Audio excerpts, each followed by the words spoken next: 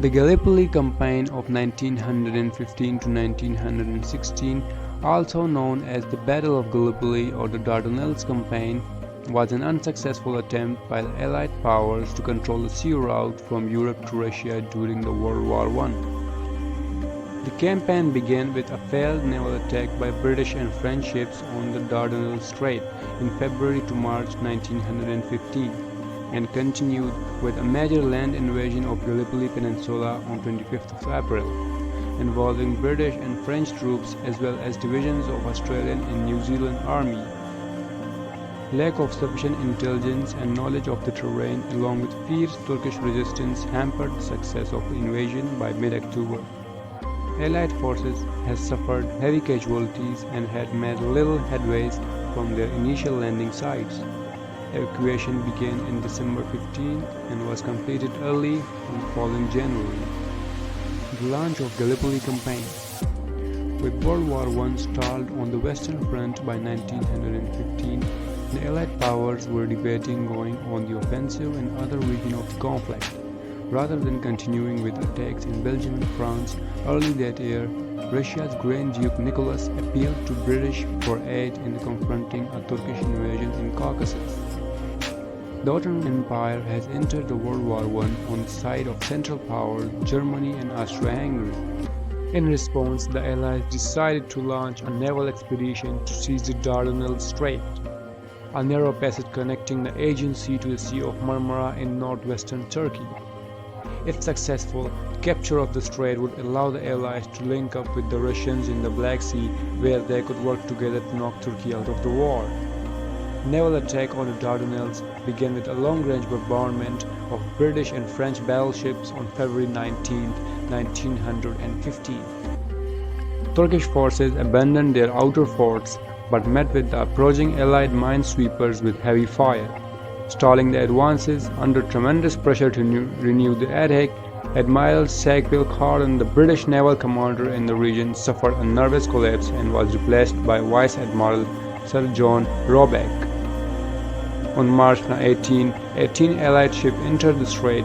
Turkish fire, including undetected mines, sank 3 of the ships and severely damaged the 3 others. Land invasion begins at Gallipoli.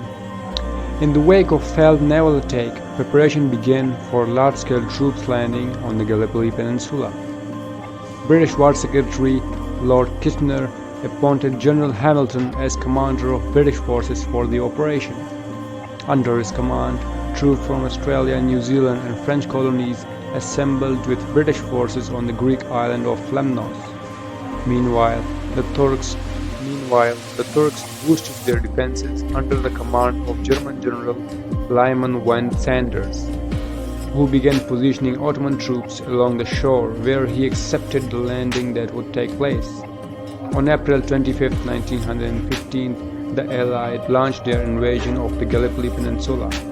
Despite suffering heavy casualties, they managed to establish 2 beachheads at the Hellas on the peninsula's southern tip and Gaba Tepe on the Aegean coast. After the initial landing, the Allies were able to make little progress from their initial landing sites, even as the Turks gathered more and more troops on the peninsula from both Palestine and Caucasus fronts. In an attempt to break the stalemate, the Allies made another major troop landings on August 6 at Saula Bay, combined with a northward advance from Anzac Cove toward the height at Sarıbayır and divisionary action at Hellas. The surprise landings at Saula Bay proceeded against little opposition, but Allied indecision and delay stalled their progress in all 3 locations, allowing Ottoman reinforcements to arrive and shore up their defenses. The decision to evacuate Gallipoli. With Allied casualties in the Gallipoli campaign mounting, Hamilton, with Churchill's support, petitioned Kitchener for 95,000 reinforcements. The War Secretary offered barely a quarter of that number. In mid-October, Hamilton argued that the proposed evacuation of Peninsula would cost up to 50% of casualties. British authorities subsequently recalled him and installed Sir Charles Monro in his place. By early November, Kitchener had visited the region himself and agreed with Monroe's recommendation that the remaining 105,000 Allied troops should be evacuated.